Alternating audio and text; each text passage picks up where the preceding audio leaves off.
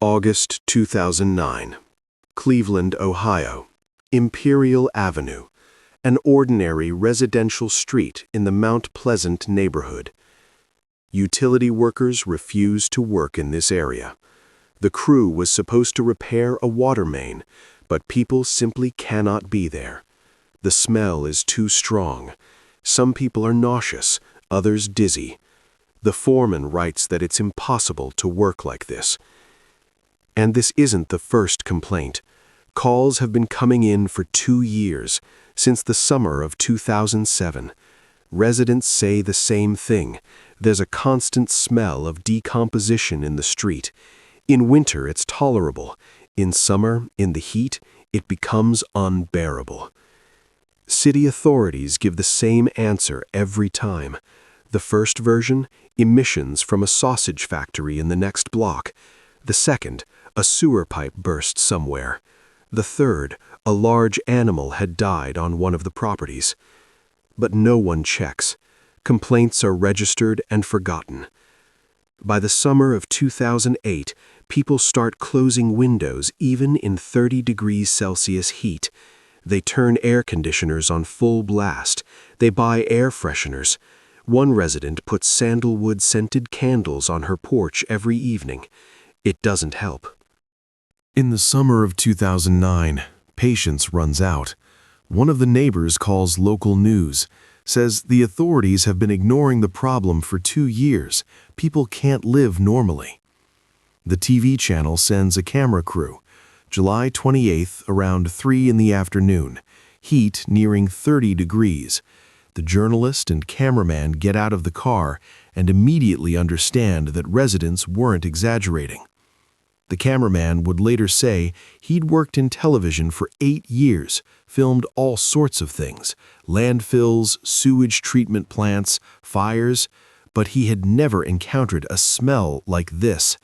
Sweetish, heavy, instantly clinging to clothing. The camera captures the street. Ordinary houses, lawns, parked cars, nothing unusual. They interview several residents. All talk about the smell that appeared 2 years ago and gradually grew stronger. And then the camera crew starts moving down the street, and it becomes clear the source is pinpointed, a specific house, number 12205, a 2-story building with gray siding. All windows are tightly closed, blinds are drawn. Some kind of fabric is on the inside of the windows, complete isolation. The porch is littered with trash. The mailbox is overflowing. The grass is waist-high, hasn't been mowed for months. The cameraman takes a few shots. The journalist tries to approach the door, but the smell intensifies so much that he has to retreat. Neighbors say a man lives there, alone. No one knows his name. They rarely see him, usually late in the evening. He comes out, gets in his car, drives off somewhere. He doesn't communicate with people, doesn't respond to greetings. One of the women adds a detail. About a year ago, she saw him burying something in the backyard, late in the evening, in the dark. She thought he was working in the garden or fixing something, didn't give it any thought. The TV channel airs the story on July 29th. 3 minutes of airtime. They show interviews, general shots, house number 12205. Headline, residents complain about smell for 2 years, authorities inactive. The city administration responds standardly, all complaints are registered, under consideration, and inspection will be held shortly. Nothing happens. A week passes, then 2.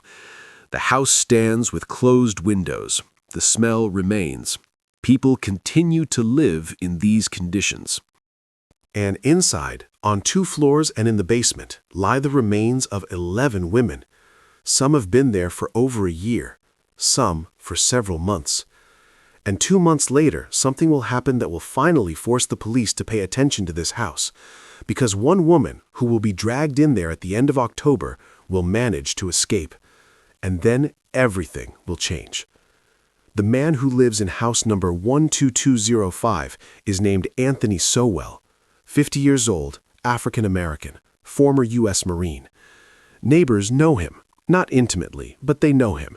The same unsociable guy who lives alone in a 2-story house. The house was left to him by his deceased stepmother in 2005.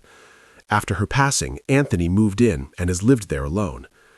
Outwardly, an ordinary person, medium height, strong build. Wears simple clothes, jeans, t-shirts, sometimes work jackets. Keeps his hair short, no mustache or beard. His face often has a neutral expression, almost without emotion. He behaves calmly with neighbors, doesn't get into conflicts. If they meet in the yard or on the street, he might nod. Sometimes he even says hello. His voice is quiet, his speech slow. But conversations don't last long. Anthony quickly says goodbye and leaves. Pamela Walker, who lives across the street, recalls a few instances. Once, in the summer of 2008, Anthony had a barbecue in his backyard. He invited a few neighbors, grilled sausages and chicken, offered beer. He was polite, even smiled a couple of times. People came, ate, thanked him, and left. An ordinary neighborhood event. Another neighbor said, in the winter of 2007, her car broke down right in her driveway. Anthony came out of his house, offered to help, brought tools, looked under the hood, tightened something. The car started. The woman wanted to pay him. He refused, just waved his hand and went back inside. So, outwardly, no red flags. A quiet neighbor who keeps to himself but doesn't cause problems. There are dozens of such people in any neighborhood. Anthony has a job, or rather, a side job. He collects scrap metal, old pipes, car parts, broken appliances. Drives around the area in his orange Chevrolet, loading everything he finds into the trunk and back seat.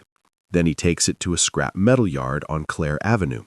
The workers there know him. He comes regularly, once a week. Sometimes more often. He doesn't bring much, about 50 kilograms, sometimes 100. Gets cash, thanks them, leaves.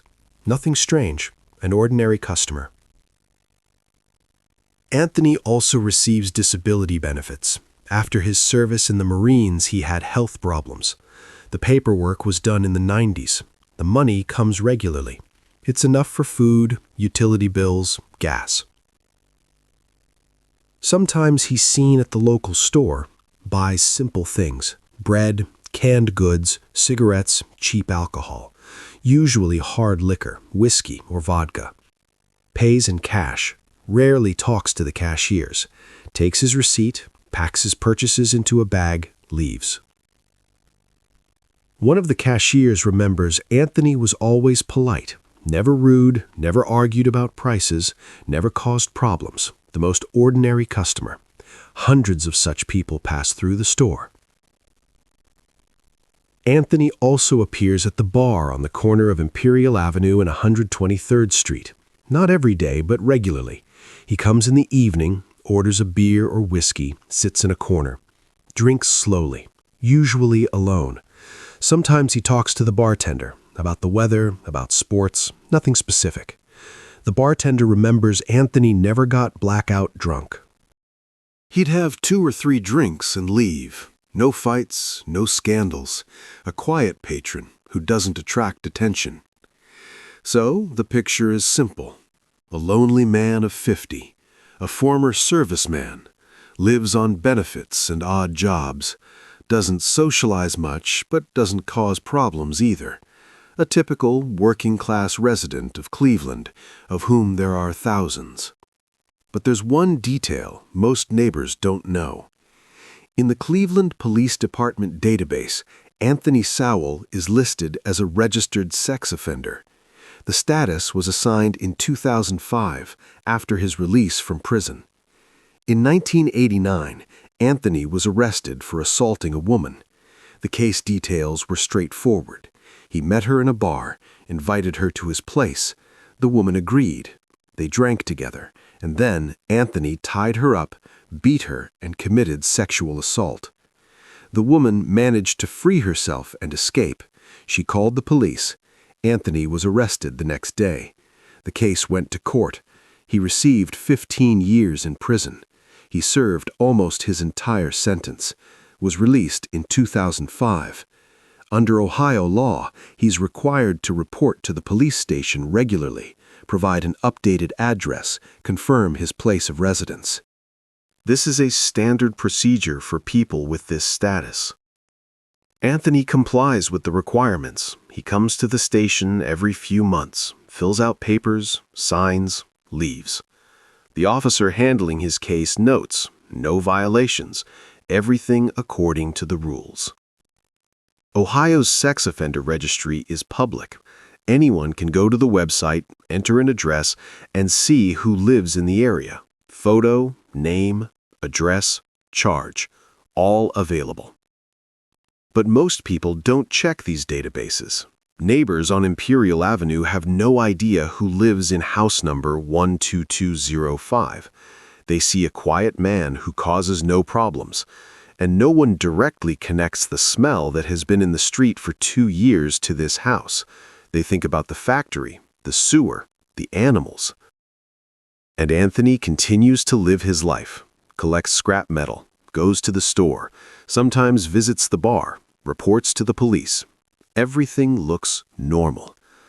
And at this time, in his house, behind closed windows and drawn blinds, the remains of several women are already lying. They have been there for months, some in the basement, some on the second floor. Some are buried in the backyard, where Anthony held barbecues in the summer of 2008. And no one knows anything, because outwardly, everything looks absolutely ordinary. In the Mount Pleasant neighborhood, where Anthony Sowell lives, there is a certain category of women. Drug addicts, engaged in prostitution, living on the streets or in cheap apartments.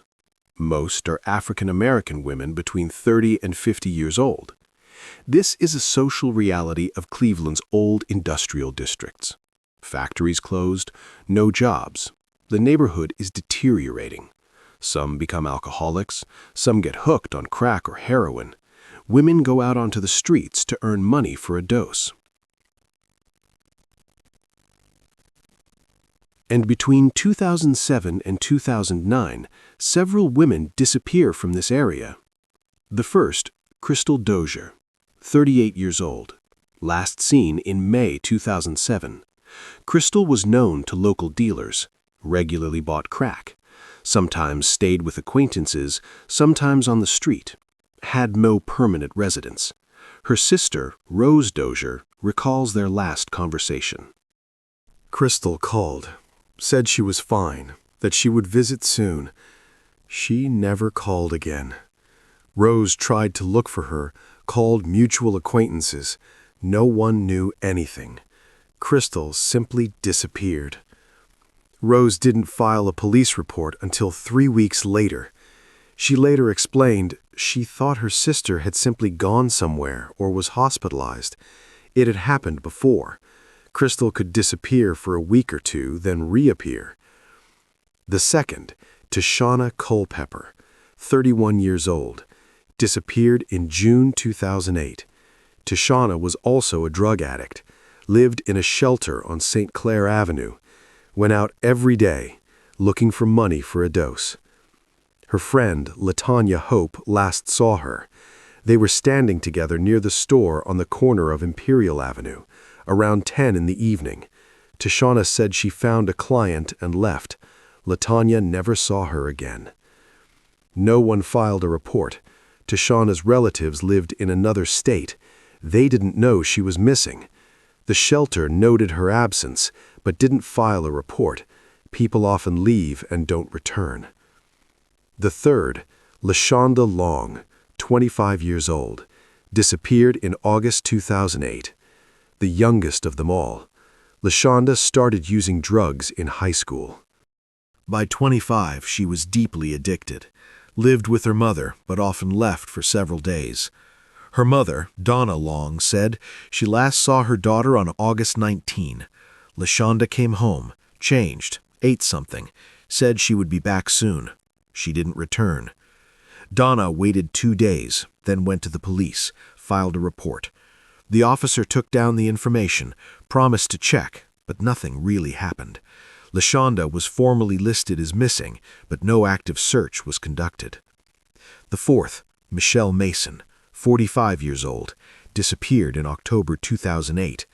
Michelle worked as a waitress but lost her job due to alcoholism, started drinking even more heavily, then got hooked on crack, ended up on the street. Her daughter, Janelle Mason, last spoke to her mother on the phone on October 8. Michelle said she was fine, that she had found temporary work. Janelle was happy, but there were no more calls. A week later, Janelle started to worry, called everyone she knew. No one had seen Michelle. She filed a police report on October 20th. Almost 2 weeks had passed since her disappearance. The fifth, Kim Smith, 44 years old, disappeared in January 2009. Kim was an experienced prostitute. Had worked in the Imperial Avenue area for over 10 years. Locals knew her. She was last seen near the bar on 123rd Street, the evening of January 6th. Kim was talking to a man near an orange Chevrolet. One witness would later tell the police the man was African American, medium height, in a dark jacket. They talked about something, then Kim got into the car. The Chevrolet drove away. Kim's sister filed a missing person report a month later. She explained she thought her sister had gone to another city. It had happened before. There are other cases, women who disappeared during this period, not all from the Mount Pleasant area, but all from similar circumstances. Drug addicts, homeless, involved in prostitution. And here's what's interesting. Several witnesses would later recall details. One woman saw Tashana Culpepper enter a house on Imperial Avenue, a gray 2-story house. It was in June 2008 in the evening. The witness didn't remember the exact house number, but the description matched Anthony Sowell's house. Another witness, a man who lived nearby, saw LaShonda Long talking to someone near the same house. August 2008. They were standing on the porch, talking about something. Then LaShonda went inside. The witness didn't give it any thought. He thought she was an acquaintance of the owner. A third case. A woman, who herself was involved in prostitution, said in September 2008, a man approached her, offered to go to his house, gave an address, Imperial Avenue. She agreed, went with him, but when they approached the house, she felt uneasy. The smell was very strong. She said she changed her mind and left. Later, she learned that several women she knew from the neighborhood had disappeared around that time. So there was a connection. Women were disappearing. They were seen on Imperial Avenue. They were seen near a specific house. Some went inside. But the police didn't notice anything, because missing person reports were filed late, a week later, 2 weeks later, a month later. And during the first 48 hours, when the chances of finding a person are highest, no one was looking. And this is understandable. The families of these women were used to them disappearing for a while, leaving for a few days, then reappearing. Drug addiction, living on the streets, this was a normal part of their existence. Relatives didn't panic immediately. And when reports were finally filed, they were registered formally. Adult women voluntarily living a marginalized lifestyle, not a priority for the police. Resources were lacking. Officers recorded data, entered it into the database, promised to check, but no real searches were conducted. And women continued to disappear, entering the house on Imperial Avenue and not coming back out. Donna Long doesn't give up. Her daughter, LaShonda, disappeared in August 2008. Several weeks have passed, and the police are doing nothing. Donna goes to the station again, demands to meet a detective, explains her daughter has never been missing for so long. Yes, she had drug problems. Yes, she sometimes left for a couple of days, but she always called, always let them know she was alive. The detective listens, opens the case file, reviews the records. LaShonda Long, 25 years old, last seen August 19. No official place of employment. Drug problems recorded. Several arrests for possession. The detective explains to Donna, such people often change their place of residence. Move to other cities, hide from debts, avoid some problems. Perhaps LaShonda did just that. Donna insists, says she checked all of her daughter's acquaintances. No one has seen her. Says LaShonda had no reason to leave. Asks them to start a search. The detective promises to make inquiries, check hospitals, shelters, arrests in other counties. Donna leaves with hope. Another month passes. No news. Donna calls the station every week. She's transferred from one officer to another. All say the same thing. The case is being worked on, no information yet. A similar situation with other families. Janelle Mason, Michelle's daughter, also tries to get an investigation. Comes to the station, demands a meeting. She's told the same thing. Her mother is an adult woman, lives a marginalized lifestyle, probably left voluntarily. Janelle tries to explain. Her mother wouldn't just disappear. She has a daughter. She has grandchildren. She called regularly despite all the problems. Detectives nod, take notes, promise to check. Rose Dozier, Crystal's sister, has been looking for information for over a year. Crystal disappeared in May 2007. Rose called all hospitals in Cleveland and the surrounding areas. Checked prisons, morgues, homeless shelters. Nothing. She goes to the police again and again, asks them to reopen the case, asks them to check the drug dealers Crystal associated with, asks them to interview people in the area where she was last seen. Officers shrug their shoulders, say, "We understand your concern, but we have limited resources. Adults have the right to disappear. If there are no signs of a crime, we cannot conduct a large-scale investigation." And here's the problem. In the Cleveland police system, missing persons are classified into categories. There are priority cases, minors, elderly people with dementia, people whose lives are at risk. And there are low priority cases, adults with a history of drug addiction, prostitution, vagrancy. Such people often change their place of residence voluntarily. The system accounts for this. When a report of such a person goes missing is filed, the case is registered but does not receive an active investigation. An officer enters the data into the database, makes a few calls to hospitals and shelters, and that's where it ends. If no information appears, the case simply remains open, and no one looks at the overall pattern. In the Cleveland Police Database from 2007 to 2009, there are 8 missing women from the Imperial Avenue area and surroundings. All are African American. All are between 25 and 45 years old. All have drug addiction problems. All were last seen in the same area. But these cases are not connected. They are scattered across different folders, handled by different officers. There is no unified system that would identify a pattern, no analyst who would look at the numbers and say, "Stop, something is wrong here."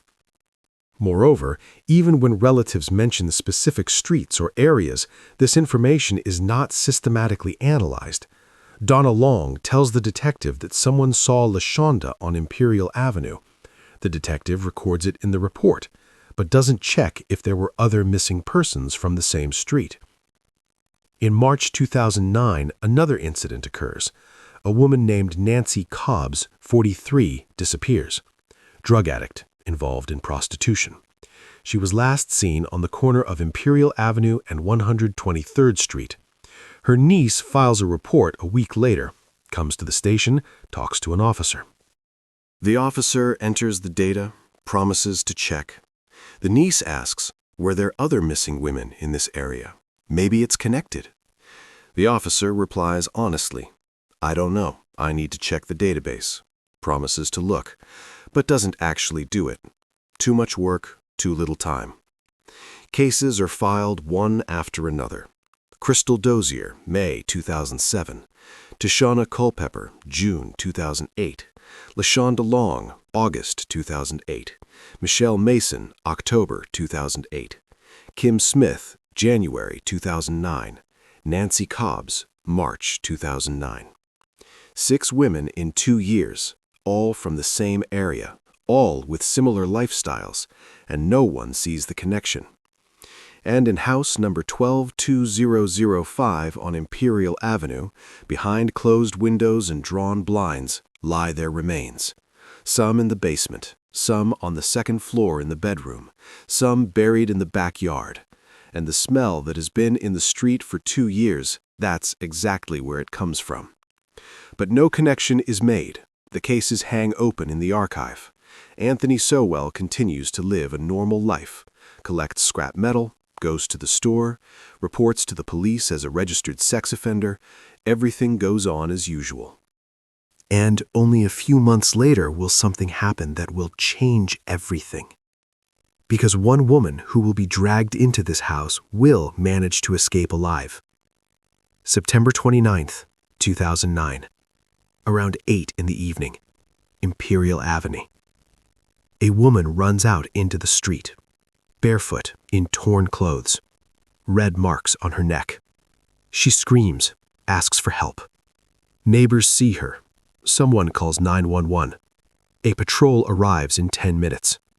Officers see the woman on the sidewalk. She is trembling, with clear marks on her neck, red lines resembling fingerprints, bruises on her wrists, scratches on her arms. The woman introduces herself. LaTundra Billups, 36 years old. She begins to tell her story. A few hours ago, she met a man near the store, around 5 in the evening.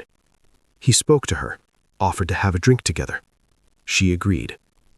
They went to his house, a 2-story house on Imperial Avenue, gray siding. When they went inside, LaTundra immediately noticed the smell. Sweetish, heavy, as if something was rotting. She wanted to leave, but the man closed the door. They went upstairs to the second floor, drank whiskey. And then the man changed, became aggressive, grabbed her, dragged her to the sofa. She tried to break free. He was stronger. When it was over, the man left the room. LaTundra tried to get up, leave, but he returned. In his hands, an extension cord, a black wire. He wrapped it around her neck, tightened it. Her breath was cut off. LaTundra began to choke, tried to loosen the loop. She realized if she didn't break free now, she never would. She gathered all her strength, jerked sharply. The cord loosened for a second. She jumped up, rushed to the door. The man tried to grab her. She broke free, rushed down the stairs. The front door was locked. She pulled the handle. It wouldn't open. She looked back. He was coming down the stairs, slowly, unhurriedly. She pulled the door again. The lock gave way. She ran out into the street, ran without looking back. Officers write everything down, call an ambulance. Medics examine the marks on her neck, bruises, abrasions. Recommend a full examination at the hospital. Officers ask her to describe the man. African American, about 50, medium height, strong build, short haircut, dark jeans, gray t-shirt. Called himself Anthony or Tony. The officer contacts dispatch. Asks to check the database. Imperial Avenue, man around 50, name Anthony. Dispatch replies a minute later. There's a match. Anthony Sowell, 50 years old. Address, Imperial Avenue, 12205. Status, registered sex offender. Conviction for assault in 1989. Released in 2005. Everything matches. Address, age, name, conviction. LaTundra is taken to the hospital, examined, samples taken, injuries photographed. Everything is documented. Officers file a report. Suspect, Anthony Sowell. Charges: assault, attempted strangulation, unlawful restraint. The detective checks the database, sees information about Sowell's conviction, prepares documents for an arrest warrant. The judge signs it on the morning of September 30th. A team is formed for the arrest. Several officers, a detective. They plan to go to Imperial Avenue 12205. No one yet understands what exactly they will find in this house, because they are going to arrest a person for one crime, but they will discover evidence of a completely different scale. October 31st, 2009, morning. A group of Cleveland police officers heads to Imperial Avenue 12205. The team includes 4 patrol officers, a detective, and an officer from the sex crimes unit. They have an arrest warrant for Anthony Sowell. The cars pull up in front of the house. A gray 2-story house with closed windows, an overgrown property. The orange Chevrolet is not in the driveway. Sowell is most likely not home. The detective knocks on the door. No one answers. Knocks again, louder. Silence. Officers wait a few minutes. No reaction. They go around the house, check the windows, all tightly closed. The backyard is littered with trash. Old tires, broken furniture, plastic bags. The grass hasn't been mowed for months. And the smell. The same smell neighbors had talked about for 2 years. Here, it's several times stronger. One of the officers takes out a handkerchief, presses it to his face. The detective contacts the precinct, reports the suspect is not home, requests permission to search the premises. An arrest warrant allows entry into a house if there's reason to believe the suspect is inside, but this is a different situation. Half an hour later, confirmation comes. The judge issues a search warrant. The grounds. The victim's testimony, who claims the crime occurred in this house. Evidence needs to be collected. Officers prepare to enter. One of them breaks the lock on the front door. A few seconds, the door opens, and the smell hits them in a wave, so strong that 2 officers retreat back to their cars. A third takes out a mask. The detective covers his nose and mouth with his hand, tries to breathe through his mouth. They go inside. The hallway is dark, windows covered by thick curtains. The detective turns on his flashlight. The beam picks out details of the interior. Dirty floor, cluttered with trash, old newspapers, empty bottles, cigarette butts, boxes stacked along the wall, bags with something inside. The walls are shabby, paint peeled off. Officers move further, go into the living room. There's an old sofa, a TV on the floor, a few chairs, trash everywhere. On the table, empty whiskey bottles, dirty dishes. The smell grows even stronger, Swedish, cloying. Officers exchange glances. Everyone understands it's not a sewer and not an animal. The detective gives a command. Inspect the entire house, thoroughly. Officers spread out on the first floor. Check the kitchen. The sink is full of dirty dishes. The refrigerator, almost empty. A few cans of beer, leftover food. One of the officers opens the basement door. Cold air comes from there, and the smell intensifies. The officer shines a flashlight down. The stairs are old, wooden, dark. The detective approaches, says, "We're not going down yet. First, we'll check the upper floors." The group goes up to the second floor. A narrow staircase, creaky steps. Upstairs, a corridor and several doors. The smell here is even stronger than downstairs. The detective opens the first door. A bedroom. An old bed, mattress without sheets, clothes on the floor, trash, window closed, blinds drawn. The second door, a bathroom, dirty, hadn't been cleaned for months, bathtub covered in grime, rusty stains in the sink. The third door. The detective pushes it. The door opens slowly, as if something is obstructing it. The officer shines his flashlight inside and sees, on the floor in the corner of the room, remains, human remains, in an advanced state of decomposition, partially covered by fabric or a blanket. The detective freezes. A few seconds of silence. Then he quietly says into his radio, "We need a forensics team right now." Officers retreat from the room. The detective closes the door again. No one speaks. Everyone understands they have found the source of the smell, and this is just the beginning. Because the house has 2 floors and a basement, and if someone's remains are lying here on the 2nd floor, what's in the basement? And what's buried in the backyard where Anthony had barbecues 2 years ago?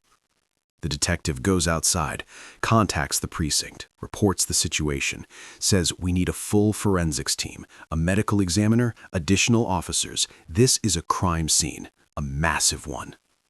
20 minutes later, police forces converge on Imperial Avenue. Patrol cars, a forensics van, a medical examiner's vehicle. The street is cordoned off. Neighbors are asked to stay in their homes. And what would later be called one of the most horrifying searches in Cleveland's history begins. Forensic experts enter the house in protective suits and masks. The smell is so strong that working without respirators is impossible. They begin a methodical inspection of every room.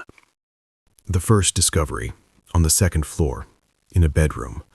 The remains of a woman in the corner of the room, partially covered by a blanket. Forensics photographs, takes measurements, records every detail. The medical examiner makes a preliminary assessment. Decomposition has been ongoing for several months. The detective goes down to the 1st floor, gives a command. Check every corner, every room, every closet. If there's one, there might be others. Forensics inspect the living room more thoroughly. One of them notices something under the sofa, shines a flashlight. A large trash bag is there, black, tightly tied. The forensics expert carefully pulls out the bag, heavy, unties it. Inside, the remains of another woman, contorted, in a state of decomposition. A second forensics expert checks a closet in the corner of the living room, opens the door. There's another bag, and another. Each contains remains. The detective notes at least 3 discoveries on the 1st floor, plus 1 on the 2nd, a total of 4, and the house has not yet been fully inspected. The group descends into the basement. The stairs are narrow, old. It's dark and damp downstairs. Forensics turns on floodlights. The room is small, cluttered, boxes, old furniture, scrap metal. One of the forensics experts notices something covered by a tarp in the corner, approaches closer, moves the tarp aside. There are the remains of 2 women, simply lying on the floor, without bags, without packaging. The medical examiner descends into the basement, inspects the findings, says, "They've been here a long time, over a year, maybe a year and a half, will be determined more precisely in the lab." The detective goes back up, contacts the precinct, reports 6 discoveries inside the house. An additional team is needed to inspect the property. There's a suspicion that there may be burials on the premises. A group with cadaver dogs goes into the backyard, specially trained dogs for finding remains. They begin to search the property. One of the dogs stops near an old shed, sits down, barks, a signal. Forensics approaches, begins to dig.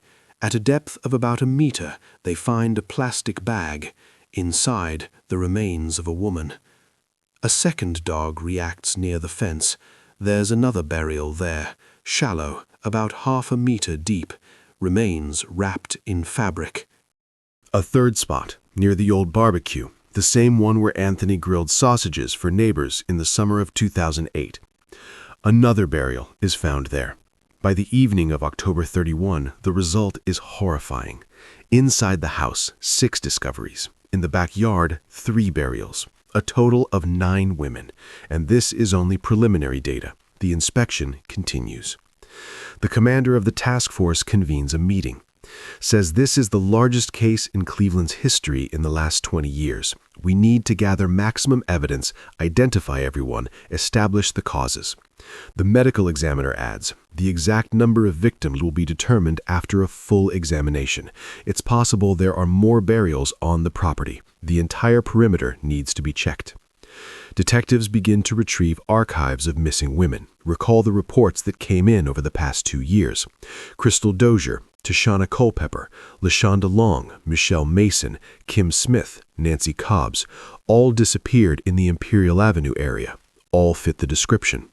By nightfall, the house inspection is complete. Forensics seals the premises. Guards are posted around the perimeter. Tomorrow, work on the property will continue. And Anthony Sowell is still at large. His car is being sought throughout the city. Patrols check bars, stores, places where he was seen before. So far, without success. But now he's not just being sought for the assault on Latundra Billups. He is being sought on suspicion of a series of the most brutal crimes in Cleveland's history. November 1, 2009. Dawn. Equipment converges on Imperial Avenue, 12205. An excavator, ground-penetrating radar for detecting underground anomalies, an additional forensics team. The task? To check the entire property. The task force commander briefs the team, says, yesterday 9 were found, but the property is large. The house is 2-story with a basement. It's possible this isn't all. Every square meter needs to be checked. The ground-penetrating radar begins scanning the backyard. The operator slowly walks the property, watching the device's screen. The device reacts to changes in soil density, showing where the earth has been disturbed. The first signal near an old tree in the corner of the property. Forensics begins to dig manually, carefully. At a depth of about a meter, they find a plastic bag. The 10th discovery. The second signal, between the shed and the fence. There, the burial is even shallower, only half a meter deep. Remains wrapped in an old blanket. The 11th discovery.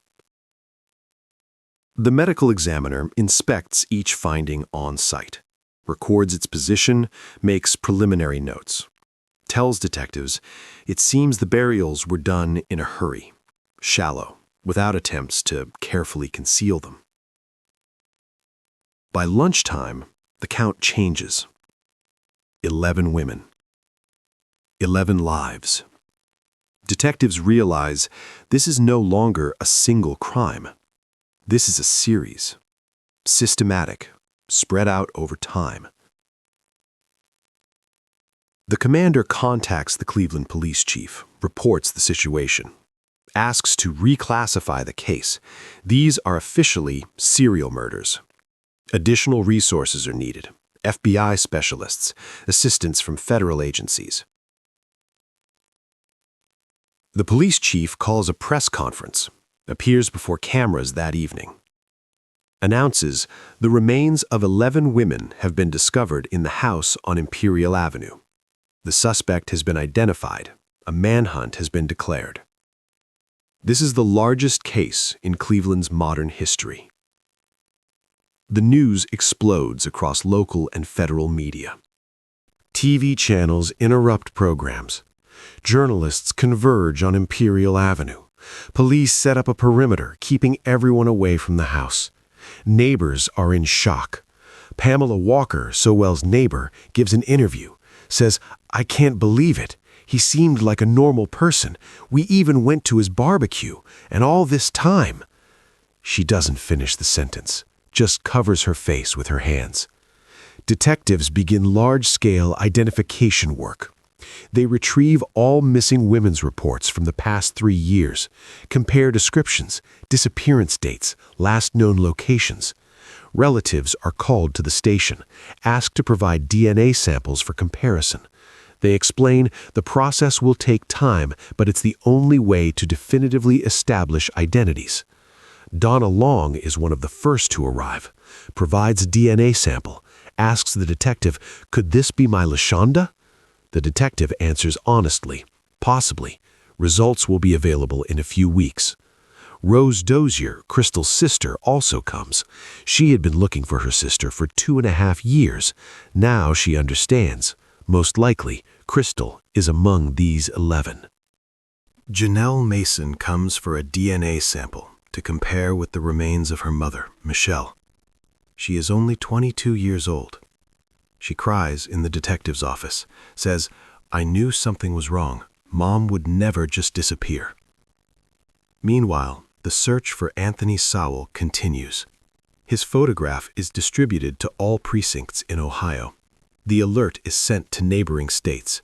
Patrols check train stations, bus stations, car rental agencies. But Anthony seemed to have vanished. His orange Chevrolet was not caught by surveillance cameras.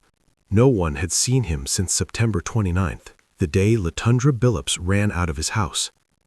Detectives assume he realized LaTundra would go to the police, realized an investigation would begin, and decided to go into hiding. Perhaps he left the city. Perhaps he's hiding with someone. The FBI officially joins the case, sends profilers, serial crime specialists. They study the crime scene, analyze behavioral patterns. One of the profilers tells detectives this man operated for 2 years, maybe longer. He chose a specific type of victim, vulnerable women who wouldn't be immediately missed. This speaks of planning. The case is officially reclassified. Now it's not just murder. It's a series of murders with characteristics of a serial nature. And the main suspect, Anthony Sowell, a former Marine, a registered sex offender. Forensic pathologists begin work on all 11 cases. The remains are transported to the Cuyahoga County Hospital morgue. A special working group is established there. The chief medical examiner, 2 of his assistants, several technicians. The first problem is identification. Visual identification is impossible. Decomposition has gone too far. Some remains spent over a year in the house. Others were buried in the backyard for several months. External signs will not help. The only way is DNA analysis. Samples are taken from each of the 11. Simultaneously, DNA samples are collected from relatives of the missing women. Donna Long, Rose Dozier, Janelle Mason, and other families provided material for comparison. The laboratory works around the clock. This is a priority case. Results are needed as quickly as possible for the investigation, for the families, for the court. In parallel, forensic pathologists try to determine the causes. They examine bones, preserved tissues, look for signs of trauma. The work is meticulous, requiring time and attention to the smallest details. The chief medical examiner, Dr. Frank Miller, would later tell journalists this is one of the most complex cases of his career, not because of technical difficulty, because of the scale. 11 cases simultaneously, 11 women whose families are waiting for answers. 2 weeks later, the first results of DNA analysis come in, matches for 5 cases. Crystal Dozier, confirmed. Tashana Culpepper, confirmed. LaShonda Long, confirmed. Michelle Mason, confirmed. Kim Smith, confirmed. Detectives begin calling the families, ask them to come to the station. This is the hardest part of the job, to inform relatives that the search is over, but not as they had hoped. Donna Long arrives at the station on November 15th. The detective invites her into a separate office, says the DNA results are in. It's LaShonda. Donna is silent for a few seconds, then she starts to cry. She had been looking for her daughter for over a year. Now she knows the truth. Rose Dozier receives the news about her sister, Crystal. 2.5 years of waiting are over. Rose tells the detective, "I knew. Crystal would never have been gone for so long voluntarily. I knew all along that something had happened." Janelle Mason learns about her mother, Michelle. She is 22 years old. She has 2 children, Michelle's grandchildren. Now they will never see their grandmother again. Another week later, Results for the remaining 6 come in. All 11 are identified. All women from the Mount Pleasant neighborhood. All disappeared between 2007 and 2009. All were listed in the missing persons database. Forensic pathologists determined the causes in 10 out of 11 cases. Strangulation, asphyxiation by hands or with objects, ropes, wires, belts. In one case, the cause cannot be determined due to the degree of decomposition. Dr. Miller compiles the final report. States, all victims are female, aged 25 to 52. All African American. All had problems with drug addiction. In most cases, the cause is mechanical asphyxia. Detectives compare dates. Crystal Dozier disappeared in May 2007, the very first. Tashana Culpepper, June 2008. LaShonda Long, August 2008. Then the frequency increases. Michelle Mason, October 2008. Several cases in winter and spring of 2009. The last, Diane Harris, disappeared in June 2009. An FBI profiler analyzes the pattern, says the perpetrator was escalating. The first happened in 2007, then a break of about a year. Then the frequency sharply increased. By 2009, it was happening almost every month. Detectives realize, if not for LaTundra Billups, who escaped on September 29th, the series could have continued. Sowell had no intention of stopping. Now all 11 victims are identified. Causes established. Families have received grim but final answers. The remains have been released to relatives for burial. And Anthony Sowell is still on the run. Over a month has passed since the discovery. He is being sought nationwide, and very soon he will be found. Cleveland police declare Anthony Sowell federally wanted. His photograph appears on all news channels. TV channels show the database image, a 50-year-old man, short haircut, neutral facial expression. Detectives begin checking all his relatives, compile a list. A sister lives in East Cleveland, a brother in the suburb of Euclid, several cousins around the city. A group of officers goes to the sister's house, knocks on the door. The woman opens, sees the police, immediately understands. It's about Anthony. Officers ask, is he here? She replies, no, hasn't seen him for a month, maybe longer. Officers ask permission to search the house. The woman agrees. They check all rooms, the basement, the attic. Sowell is not there. They leave a business card. Say, if he appears, call immediately. They check the brother. Same situation. He says last saw Anthony in August. They met by chance on the street, talked for a couple of minutes, went their separate ways. Haven't communicated since. Detectives check known locations. The bar on the corner of 123rd Street where Anthony used to go. The bartender says hasn't seen him for 3 weeks, maybe 4. Used to come in regularly, then stopped. The scrap metal yard on Clare Avenue. Workers confirm Sowell hasn't appeared since late September. Usually came every week. Last time was September 25th or 26th. Police receive messages from residents, hundreds of calls every day.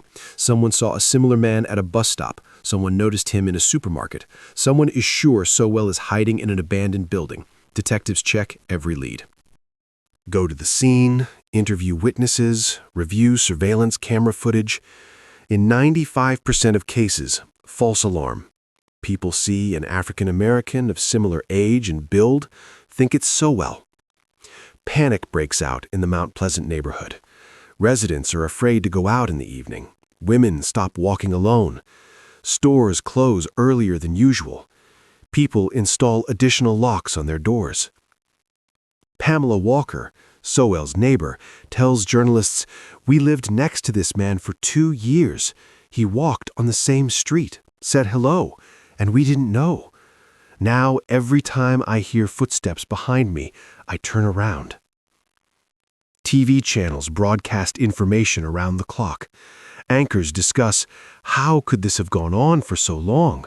Why didn't the police notice the pattern? Why weren't missing person reports analyzed systematically? The police chief gives several interviews, admits the system failed. Reports of missing drug-addicted women did not receive proper attention. This needs to change. After this case, protocols will be reviewed. And on October 31st, exactly 1 day after the discovery in the house, a breakthrough occurred. Patrol Officer James Appel works in the Mount Pleasant Warner area. This is about 3 kilometers from Imperial Avenue. Around 2 in the afternoon, he is driving on Kinsman Road, a routine patrol, and he sees a man walking on the sidewalk. African-American, medium height, strong build, dressed in a dark jacket and jeans, walking slowly, hands in his pockets. Officer Appel looks closer. Something familiar in the walk, in the silhouette. Takes out his tablet with the wanted poster. Compares the photo with the man on the street. A match. It's Anthony Sowell. Appel slows the car, gets out, walks towards the man. Says calmly, "Sir, stop please. Cleveland Police." Sowell stops, turns around, looks at the officer. No panic on his face, no attempt to flee. Appel approaches closer, says, "Are you Anthony Sowell?" The man nods. Yes. Appel asks to see his hands. Sowell takes his hands out of his pockets, slowly, without sudden movements. The officer calls for backup on the radio. Reports, suspect apprehended, Kinsman Road and East 116th Street. Additional vehicle needed. Sowell stands calmly, does not try to speak, does not ask questions, just stands and waits. 3 minutes later, a second patrol car arrives. Officers handcuff Sowell. Read him his rights. Put him in the car. No resistance, no attempt to escape. Sowell behaves as if he was simply stopped for a document check. The convoy takes him to the central precinct. Detectives are already waiting there. The interrogation room is prepared. Cameras are on. What will become one of the most important interrogations in investigative history begins. While Anthony Sowell sits in a holding cell, detectives retrieve all archives, personal file, military service, criminal record, medical documents. They need to understand who this man is and how he came to this. Anthony Sowell was born in 1959 in East Cleveland. Grew up in a poor neighborhood, a large family, 7 children. His father was practically not involved in his upbringing. His mother worked several jobs simultaneously, barely making ends meet. In school, Anthony was an average student. He didn't excel, but he didn't cause any particular problems either. Teachers remember him as a quiet, withdrawn teenager. He had almost no friends, kept to himself. In 1978, at the age of 19, Anthony joins the U.S. Marine Corps, serves 7 years. Documents show a disciplined soldier, follows orders, does not violate regulations, receives several commendations for diligent service. Commanders characterize him as a calm, silent man, does not conflict with fellow servicemen, does not stand out in a good or bad way, an ordinary private. In 1985, Anthony is demobilized, returns to Cleveland, gets a job at a factory, works for several years, then loses his job, the factory closes, starts scraping by with odd jobs. And in 1989, the first serious crime occurs. June 1989. Anthony meets a woman in a bar. She is 28 years old, works as a waitress. They drink together, talk. Anthony offers to continue at his place. The woman agrees. They come to his apartment, continue drinking, and then Anthony becomes aggressive. Ties the woman with a rope, beats her, commits sexual assault for several hours. The woman manages to free herself in the morning when Anthony falls asleep. She runs out into the street, calls the police, shows the marks, bruises, abrasions, rope marks on her wrists. Anthony is arrested the next day. He does not deny it, tells detectives, "Yes, it was me." Just states facts without emotion. The case goes to court. The prosecutor demands the maximum sentence. The defense tries to cite psychological problems after military service. It doesn't help. The court hands down a sentence, 15 years in prison. Anthony is sent to the Grafton Correctional Institution in Ohio, a medium-security, controlled facility. He spends almost his entire sentence there. Prison psychologists regularly conduct assessments. Records show Sowell exhibits manipulative behavior, says he is remorseful, that he understood his mistake, that he will never repeat it. But psychologists note emotions appear superficial. Sowell says the right things but doesn't feel them. These are rehearsed phrases, not true remorse.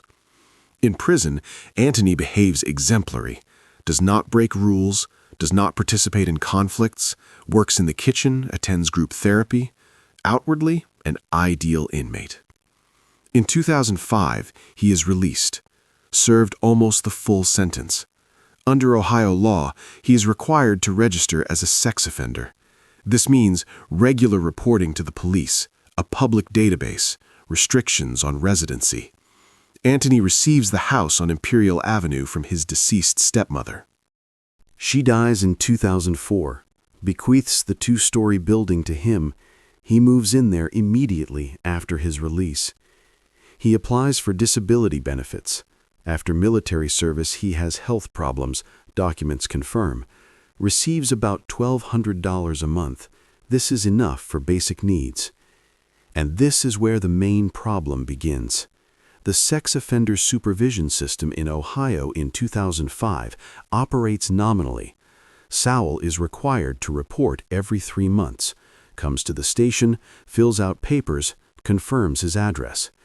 The officer checks a box, appeared, signed, all in order. No home visits, no checks of living conditions, no real oversight. The system is designed for released individuals to find work, restore social connections, integrate back into society. But Anthony does none of this. He lives alone, does not get a permanent job anywhere, collects scrap metal for minimal income, socializes only episodically, at the store, at the bar, with neighbors during chance encounters. And 2 years after his release, in 2007, a new series begins. Crystal Dozier becomes the first. 10 more will follow. November 1st, 2009, Cleveland Police Central Precinct. Interrogation room. A table, 3 chairs, a camera in the corner near the ceiling.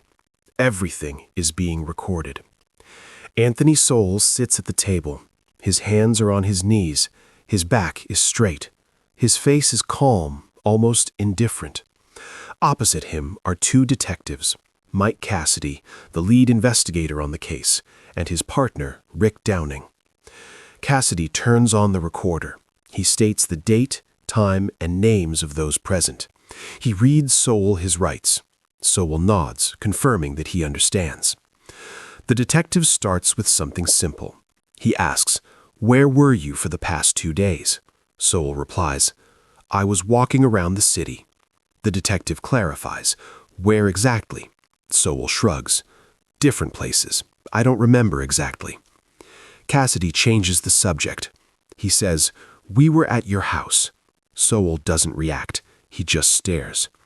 The detective continues, "We found something interesting there. Would you like to tell us about it?"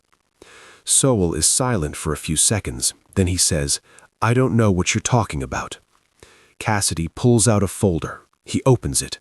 Inside are photographs from the crime scene. He shows the first one, a room on the 2nd floor. Sowell looks at the photo. No reaction. The detective asks, "Do you recognize this place?" Sowell nods. "My bedroom." The detective shows a second photograph, a close-up, the corner of the room. Sowell looks at it. His face remains impassive. Cassidy says the remains of a woman were found there. "Do you know anything about this?" Sowell is silent. He looks away. He stares at the wall. The detective continues. He shows more photographs, the basement, the backyard. Each time he asks, "Did you see this? Did you know what was there?" Sowell remains silent or answers briefly, "I don't remember." Cassidy changes tactics. He says, "We have identified 11 women. All of them have names, families. They were looking for you." He pulls out a list. He reads aloud. Crystal Dozer, Tishana Culpepper, LaShonda Long. Did you know them? Sowell listens. When the detective finishes reading, he shrugs. Maybe, not sure. The detective asks, "What do you mean, maybe?" Sowell replies, "I knew a lot of women. I don't remember all their names." Cassidy shows photographs of the victims. He takes the first one, a picture of Crystal Dozer alive, a smiling woman. Sowell looks at it. The detective asks, "Do you remember her?" Sowell shakes his head. No. He shows a photo of Tishana, then LaShonda, Michelle, Kim. Each time it's the same. Sowell looks, shakes his head, says, "I don't remember," or "I'm not sure." Detective Downing joins in. He says, "Anthony, we found these women's belongings in your house. Clothes, bags, documents, all in your rooms. How do you explain that?" Sowell is silent. Downing continues, "One woman escaped, Latundra Billups. She gave a statement, described everything in detail. The house, the room, what you did. It matches what we found." For the first time, Sowell shows a reaction. He tenses slightly. Then he relaxes back. He says, "I want a lawyer." The detective stopped the interrogation. By law, as soon as a suspect requests a lawyer, further questioning ceases. Sowell is led back to his cell. The next day, a lawyer arrives, a public defender by appointment, John Parker. He speaks with Sowell for several hours. Then he meets with the detectives. He says, "My client is ready to give a statement, but only with my presence." Second interrogation, November 2, the same room. Sowell sits next to his lawyer. Detective Cassidy begins asking questions again. This time, Sowell talks more. He admits, yes, these women were in his house. Yes, he remembers some of them. They came voluntarily. They drank together. Sometimes they stayed overnight. The detective asks, "What happened to them?" Sowell pauses. The lawyer whispers something to him. Sowell replies, "I don't remember exactly. Everything got mixed up." Cassidy insists. He says, 11 women didn't just stay. They were found in your house, in the basement, in the backyard, buried. This isn't an accident." Sowell is silent. The detective continues. "The cause of death is the same for all of them. Strangulation. Do you know anything about this?" Sowell looks at the table. He says quietly, "There were conflicts sometimes. Sometimes things got out of control." The detective notes, "What does got out of control mean?" Sowell doesn't answer immediately.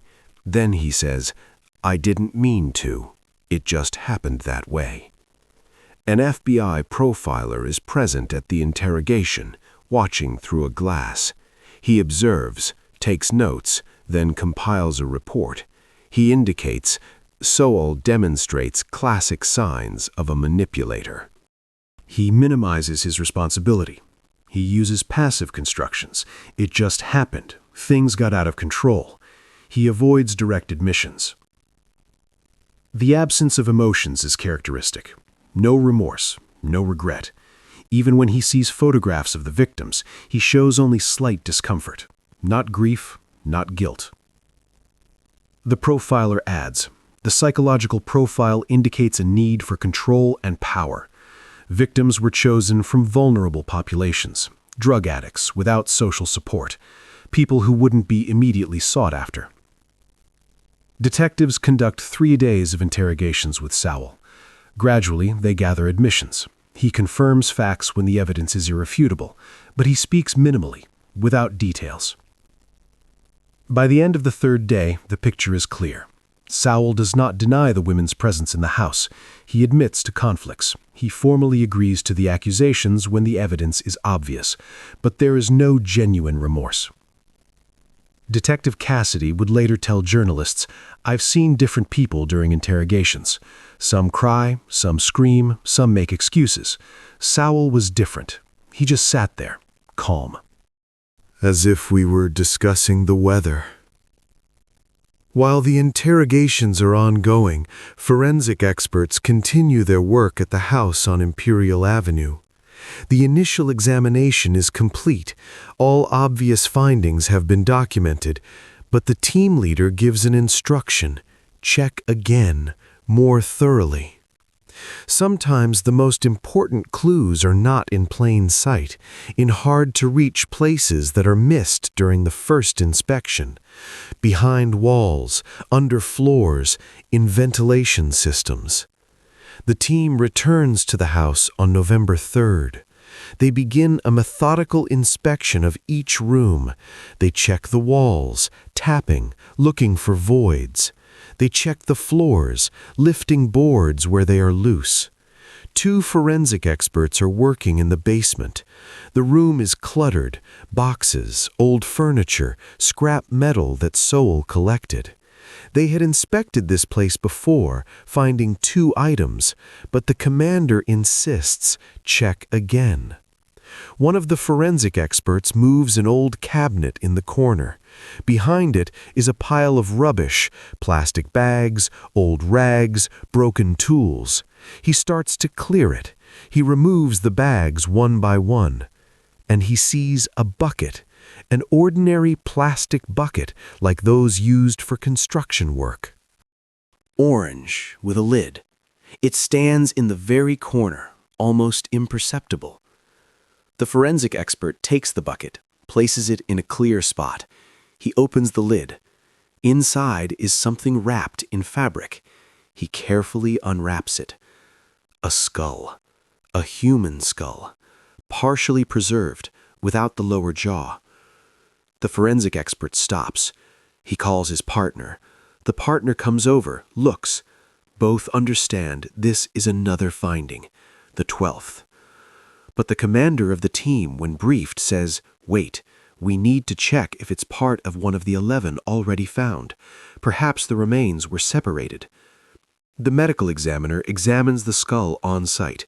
He compares it with documentation from previously discovered cases. After a few hours, he gives his conclusion. No, this is a separate case, another person. But there's a problem. The rest of the remains are missing, only the skull. Where the rest is unknown. Forensic experts continue to examine the basement. They check every square meter. They find nothing more. They go up to the first floor, then the second. They check the attic. The result is the same. The commander decides, expand the search on the property. Perhaps the rest is buried somewhere else. Ground-penetrating radar scans the backyard again. This time, even places where there were no signals before are checked. They dig near the old shed, deeper than the first time. They find several bones, but expertise shows they are animal, not human. They check the front yard, the side areas, nothing. The remaining parts of this case are never found. The medical examiner compiles a report. It indicates the skull belongs to a woman aged 30 to 40 years. Identification is possible only by dental records or DNA if genetic material has been preserved. Detectives pull up all missing persons reports again. They look for matches. There are several candidates, women who disappeared in this area, but whose cases have not yet been linked to Sowell's house. The final count changes. Officially, 11 complete findings, plus the skull, which may be a 12th victim. But without the rest of the remains, this is difficult to confirm. The house on Imperial Avenue is officially classified as a mass burial site, the largest in Cleveland's history, one of the largest in U.S. history in recent decades. Forensic experts seal the house permanently. No further work is planned. Everything that could be found was found. Everything that could be documented was documented. City authorities discuss what to do with the house. Demolish it? Leave it? Residents of the area categorically demand demolition. No one wants this building to stand any longer. And the victims' relatives prepare for funerals. The remains are gradually handed over to families. Some bury them in closed coffins. Some choose cremation. This is the end of a long wait, a terrible but final one. Detectives and profilers gather all testimonies, evidence, and witness accounts. They reconstruct Anthony Sowell's pattern of actions, how everything happened, from beginning to end. The pattern is the same in all cases. Sowell met women on the street, usually near shops, bars, on street corners, places where drug addicts stood, looking for clients. He would approach, strike up a conversation. He was polite, calm. He offered to have a drink together. Sometimes he offered money for their company. The women agreed. They would go to his house. They went up to the second floor, to the living room or bedroom. Sowell poured whiskey or beer. They drank, talked. Sometimes they used drugs together. Sowell kept crack specifically for this. The woman would relax. Intoxication, drug influence made her vulnerable. And then Sowell would change. He became aggressive. He grabbed her arms, preventing her from moving. Resistance only intensified his actions. He used physical force, a former Marine, strong build. Then he would grab something handy, a cord, a belt, a rope. He would wrap it around her neck, tighten it. He held it until the woman lost consciousness, then even longer. Latundra Billups described exactly this, an extension cord around her neck, tightening, inability to breathe. Only she managed to break free at the last moment. Afterwards, Sowell left the remains in the house. Initially, according to the investigation, he tried to bury them in the backyard. Crystal Dozier, the first victim, was there. Several others, too. But then he stopped. He simply began leaving them in the rooms, in corners, under blankets, in garbage bags, the second-floor bedroom, the basement, even the living room. The house became a storage place, and this is what astonishes the investigation. Sowell continued to live there, every day. He slept in the same bedroom where remains lay in the corner. He went down to the basement, where there were 2 more cases. He cooked in the kitchen, watched television, went out onto the porch. Psychologists explain this is an extreme degree of dissociation, the ability to switch off an emotional reaction to a situation. Sowell saw no problem with it. For him, it became the norm. The smell that hung in the street for 2 years worked in his favor. It isolated the house. Neighbors did not approach closely. They did not visit. Complaints were sent to city services, but no one specifically checked his house. Sowell even hosted barbecues in the backyard in the summer of 2008. He invited neighbors.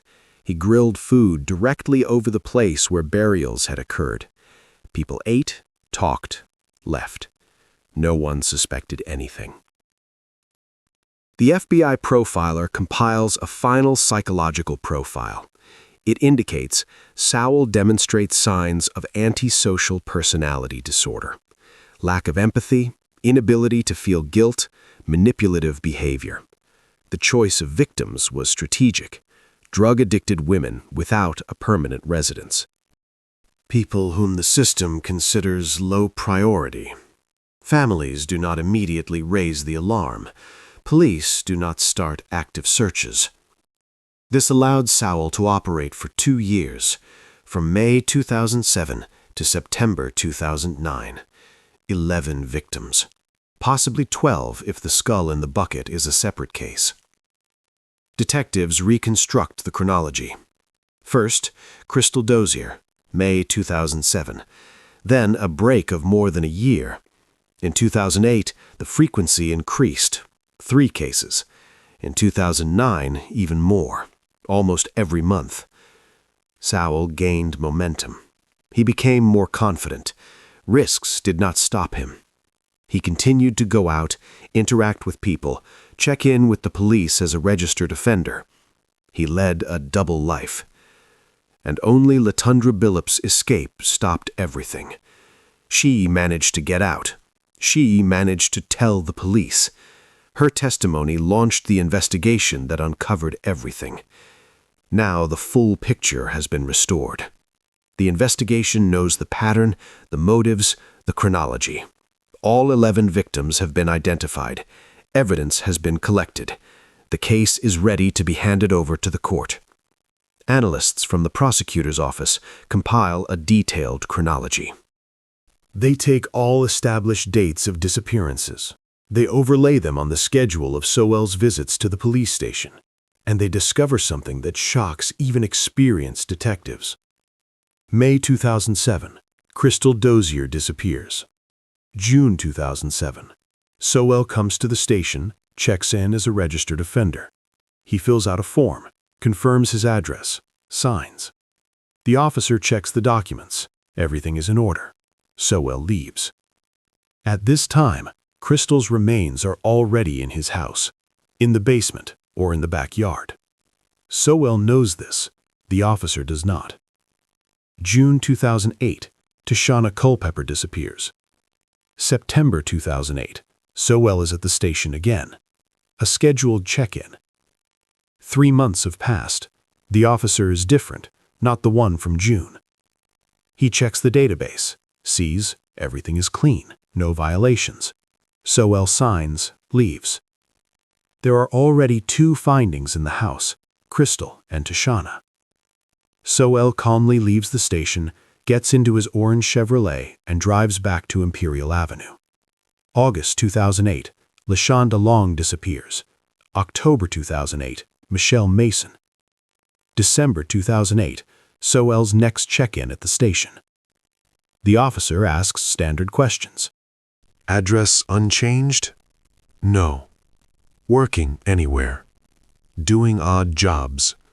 Any problems? No. In the house on Imperial Avenue, there are already 4 cases, maybe 5. Sowell fills out forms, answers questions. His voice is calm. His hands do not tremble. Spring 2009, the frequency increases. January, Kim Smith. March, Nancy Cobbs. April, another case. June, Diane Harris, the last identified victim. And in June 2009, Sowell comes for another check-in. The officer checks his data in the system. He sees registration is valid, address confirmed, check-ins are regular, no red flags. Sowell thanks him, leaves. In his house lie the remains of 11 women, some in the rooms, some buried. The smell on the street is so strong that neighbors complain to city services. But the police don't know this, because the system doesn't link different departments. The officer who checks offender registrations works according to his own protocol. Missing persons reports are handled by a different department. Complaints about smells go to utility services. 3 parallel systems that do not intersect. And here's the most horrifying thing. Detectives pull up records. They discover an officer indeed visited 12205 Imperial Avenue twice. Not for a search, just to check if Sowell actually lived at the specified address. The first time, August 2008, the officer pulls up to the house. He sees the orange Chevrolet in the driveway. This confirms Sowell lives here. The officer records in his report, address confirmed. He leaves. He doesn't get out of the car. He doesn't knock on the door. He doesn't go inside. He just sees the car and leaves. The second time, May 2009, the same procedure. The officer pulls up, sees the car, makes a note. Address confirmed. He leaves. At this time, there are already 9 or 10 cases in the house. The officer is several meters from the front door, but the protocol does not require entering. Visual confirmation that the person resides at the address is sufficient. Prosecutors compile a final table. On the left, dates of disappearances. On the right, dates of police visits. The lines intersect again and again. The system worked formally, but not effectively. This becomes part of the indictment not only against Sowell, it is a reason for internal investigations within the Cleveland police. How could this happen? Why did protocols not require a physical inspection of the residence of registered offenders? The chief of police initiates reform after the case. Now, an address check includes a mandatory visit inside the premises, a conversation with neighbors, an assessment of living conditions, what should have been from the very beginning. June 2011, almost 2 years after the arrest, Cuyahoga County Court, the state of Ohio versus Anthony Sowell. The prosecution presents 85 counts. 11 cases, multiple charges for each, plus charges for the assault on Latundra Billups, who survived, plus unlawful storage of remains. The full list takes up several pages. The defense, led by attorney John Parker, chooses its strategy. They declare Sowell is insane. He was not aware of his actions. He needs psychiatric treatment, not prison. The court orders an examination. 3 independent psychiatrists examine Sowell. They conduct tests, interviews, analyze his behavior. 2 months of work. The results arrive in March 2011. All 3 experts provide the same conclusion. Sowell is sane. He understands the difference between right and wrong. He is capable of controlling his actions. He can stand trial. The defense tries to challenge it. They invite their own expert. He gives a different conclusion, pointing to signs of a personality disorder. But the judge dismisses it. 3 against 1. Sowell is declared fit for trial. The trial begins in June. The courtroom is overflowing. Journalists, victims' relatives, just residents of Cleveland. Everyone wants to see how this case will end. Sowell sits at the defense table, dressed in a suit provided by his lawyer. His face is calm. He looks straight ahead. No emotions. Prosecutor Timothy McGinty opens the trial. He tells the jury, this is a case of serial crimes, of a man who methodically took the lives of vulnerable women for 2 years, of how the system failed to notice it, and of the justice we must restore. The defense replies, this is a case about a sick man, about someone who needs help, not punishment. The jurors listen to both sides. Latundra Billups is the first witness. She recounts what happened on September 29, 2009, how she met Sowell, how he invited her to his house, what happened in the house, how she escaped. She speaks clearly, without excessive emotion, but when she describes the moment with the cord around her neck, her voice trembles. The prosecutor gives her time. She continues. She recounts how she broke free, ran out into the street. The defense tries to discredit her testimony. They ask, were you using drugs that day?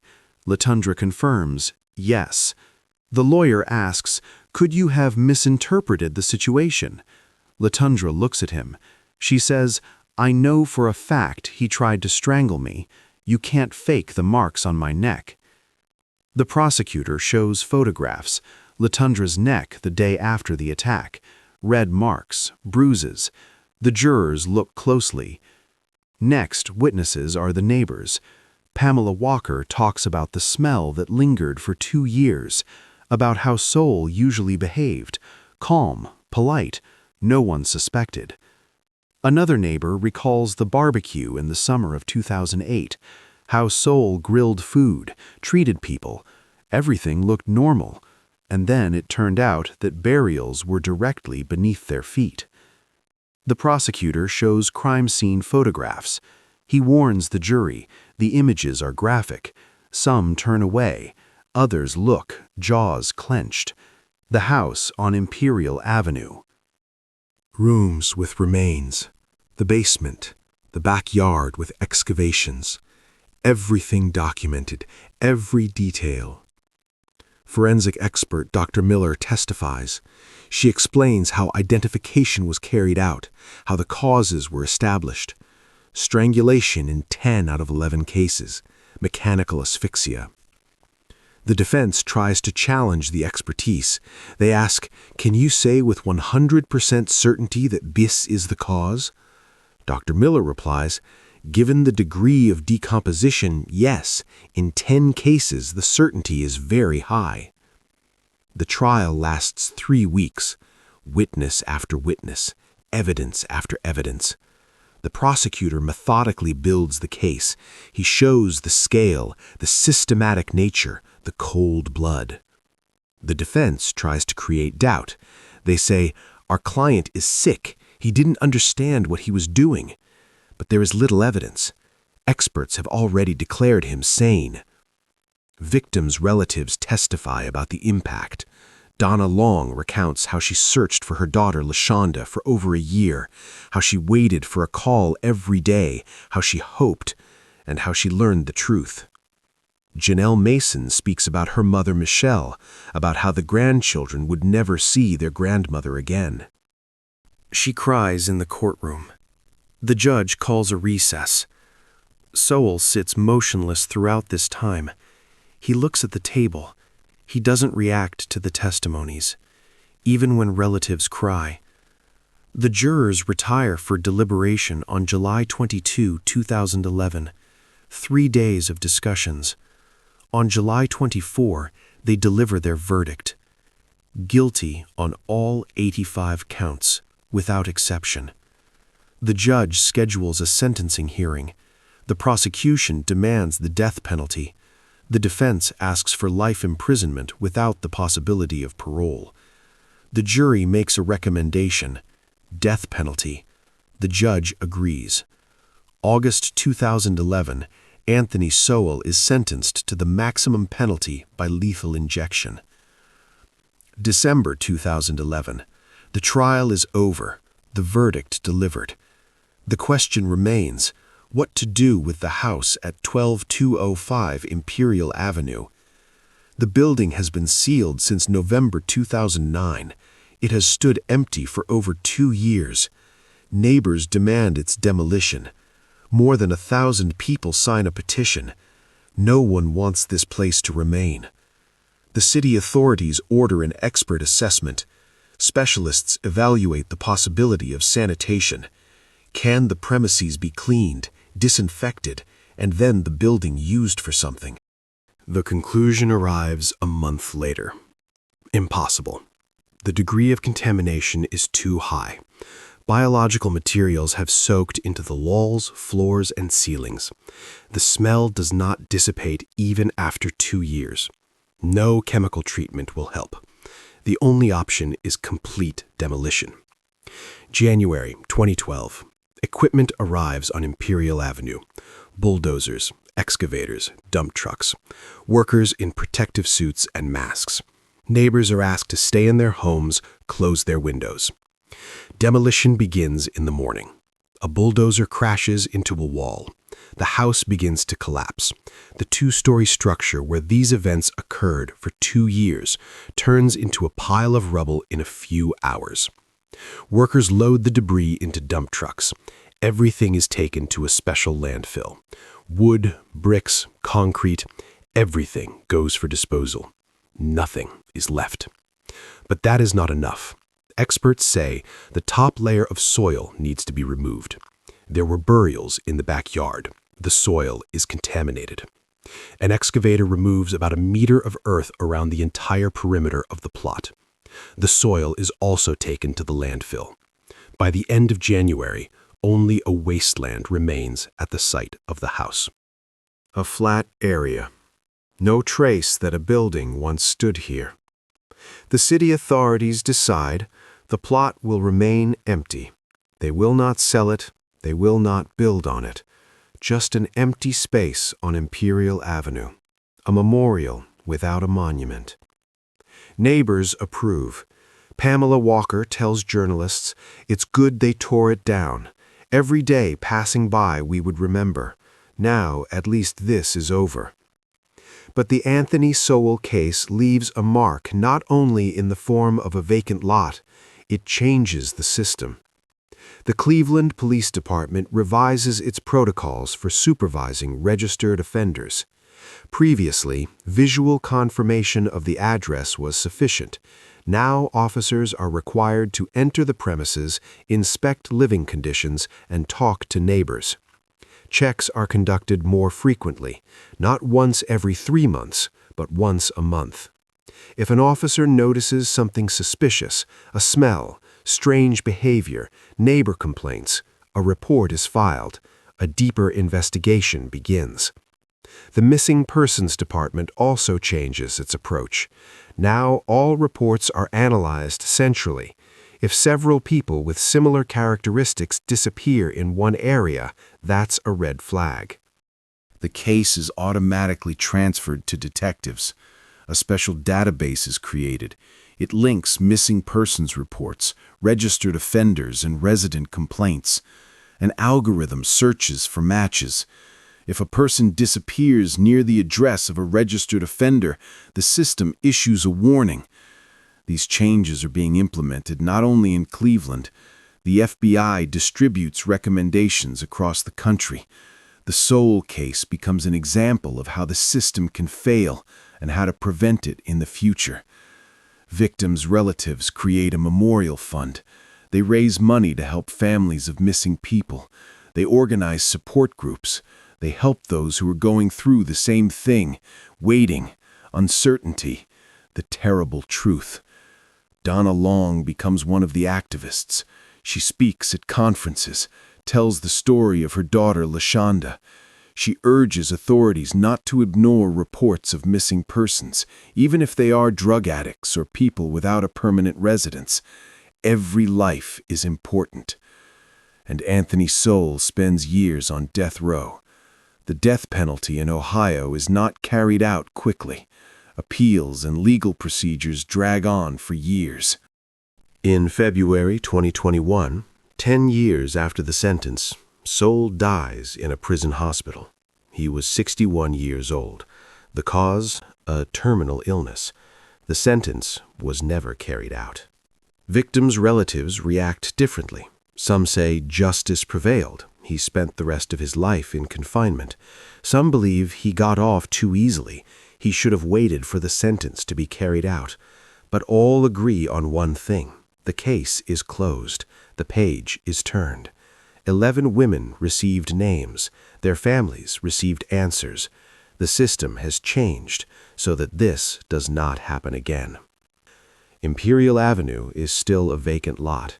Sometimes people come there. They leave flowers, candles. There is no official memorial, but the place is remembered. It is part of Cleveland's history. Dark, terrible, but important, because one must not forget. Otherwise, everything can happen again.